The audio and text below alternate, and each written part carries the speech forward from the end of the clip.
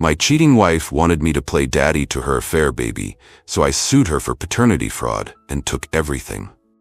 I 34 mem. My wife and I had been together for 5 years, no kids, just steady jobs and a comfortable home. We talked about having children someday, maybe when our finances were more solid. But then, out of nowhere, she announced she was pregnant. At first, I was surprised but curious. The timing felt off, we hadn't been trying. Still, I tried to be supportive, offering congratulations and asking how she felt. She looked uneasy, avoiding my eyes. Over the next few weeks, I noticed strange behavior. She insisted we skip the usual doctor visits together. She guarded her phone like it held state secrets. One evening, I found a message on the home computer, an email left open by mistake, from some guy advising her to keep him in the dark until the baby was born. My heart pounded. Something was wrong.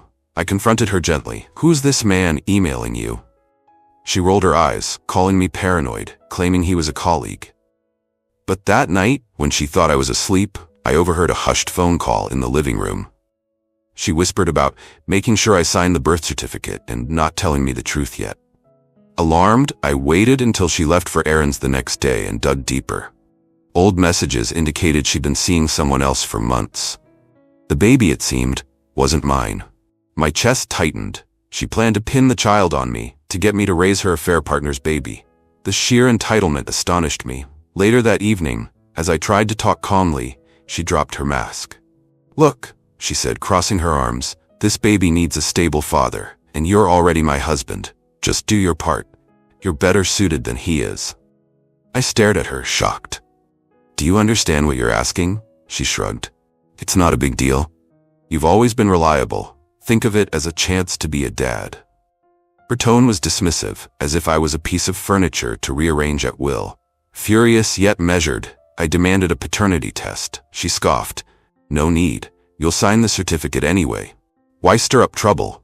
Refusing wasn't an option for me. I secretly contacted a lawyer friend to ask about my rights. He explained the legal dangers. If I signed that certificate, I'd be on the hook for child support, no matter what. He advised me to get a paternity test discreetly after birth. Meanwhile, I recorded her entitled rant on my phone for evidence. Her words, "Just do your part," burned in my mind. Days turned into weeks. She refused to cooperate with any testing, faked tears, accused me of mistrust. I stayed calm, planning my move. If she thought I'd roll over and care for another man's child without question, she underestimated me. The moment that baby was born, I'd push for the truth. If necessary, I'd sue her for paternity fraud and expose her scheme. I wouldn't be her patsy. The baby arrived a month later. She texted me from the hospital, "Come quick, sign the papers." I took a deep breath and went, accompanied by my lawyer friend, unobtrusively waiting in the lobby. The hospital staff asked if I was the father. I hesitated. My wife shot me a glare, silently urging compliance. I requested a paternity test right then and there. She exploded. "How dare you? Don't you trust me?" Her voice carried through the ward, drawing stares. I stood firm, repeating my request calmly. The nurses looked sympathetic. They'd seen family dramas before. My wife relented under pressure. The test was done discreetly. Results would take a few days. She fumed, hissing that I was humiliating her. I replied evenly, "If you have nothing to hide, why worry?" Her face twitched. At home, she tried a different tactic, entitlement mixed with pity. She claimed the affair was a mistake and that I was responsible for her emotional needs going unmet. "If you'd been more attentive, I wouldn't have strayed," she said, as if justifying her betrayal. She demanded I sign the birth certificate anyway, insisting, "A real man steps up." I refused, holding my ground. The test results arrived. I was not the father. Confirmed. Cold anger settled in my chest. My lawyer laid out the next steps. I could file for divorce and sue her for paternity fraud. In some states, seeking damages for emotional distress and attempted financial deception was possible. He believed we had a strong case. The texts, recordings, and her desperate push for me to sign legal documents acknowledging paternity all pointed to a calculated attempt. She panicked when I confronted her with the results. "Fine, so you're not the father," she spat. "But you're still my husband. You owe me loyalty. This baby needs stability." She tried to play the victim, claiming she only lied because she knew her affair partner wouldn't support the child. She even tried guilt trips. You always wanted kids, right? This is just a small detail." A small detail? She expected me to raise another man's child under false pretenses, to pay for everything, and let her continue life as if nothing happened. I told her I was filing for divorce and suing for paternity fraud.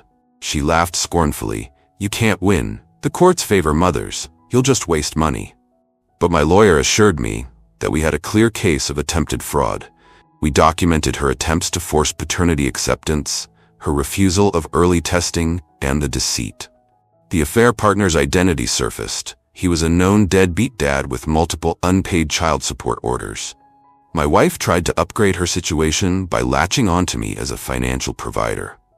As I prepared legal filings, I noticed her growing desperation. She tried apologizing, crying that I misunderstood her motives. When that failed, she threatened to smear my reputation, telling friends and family that I abandoned a baby. I had the truth on my side, and I was done playing nice. I'd see her in court. The courtroom was tense. My lawyer presented the paternity test results, the recorded conversations, and text messages where she told her lover, "Don't worry, I'll make my husband think it's his kid." The judge's eyebrows rose at that line. My wife's lawyer stammered, trying to spin the narrative. She was under emotional distress, misunderstood the situation. But the evidence was damning. We asked the judge to declare I had no paternal obligation, to prevent my name from being on the birth certificate, and to grant me damages for her fraudulent attempt.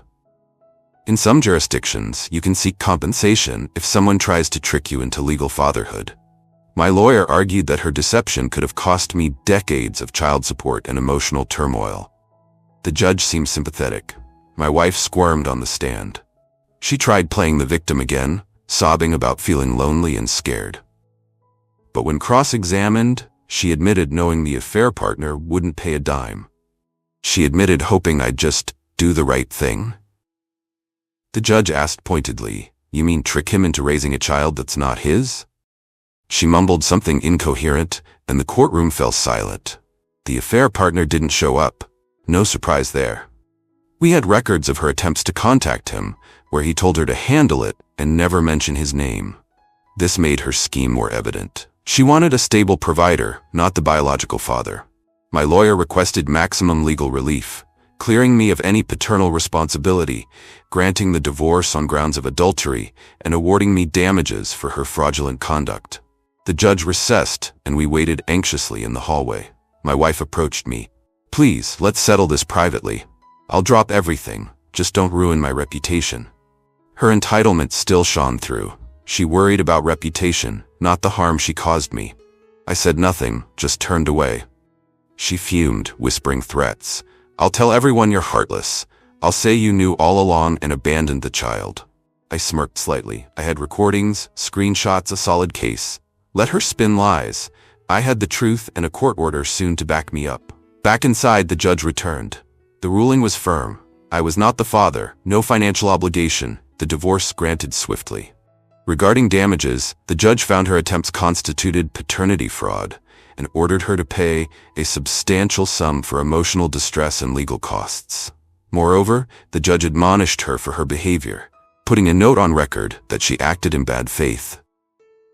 My wife gasped audibly at the judgment. She'd expected a slap on the wrist at worst. Instead, she faced financial ruin, her savings depleted by legal fees and the damages owed to me. She would leave this marriage with far less than she imagined.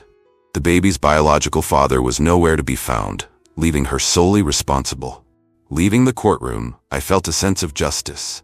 She'd tried to exploit my trust and my good nature, to chain me to a life of deception. Instead, I broke free, and she faced the full weight of her entitlement. In the aftermath, my wife attempted desperate moves. She called me late at night, sobbing, "I made a mistake. I'll never find anyone like you again." That might have worked once, but not now. I told her calmly, "You broke every ounce of trust. The court saw the truth. I owe you nothing." She tried to renegotiate the damages, pleading poverty.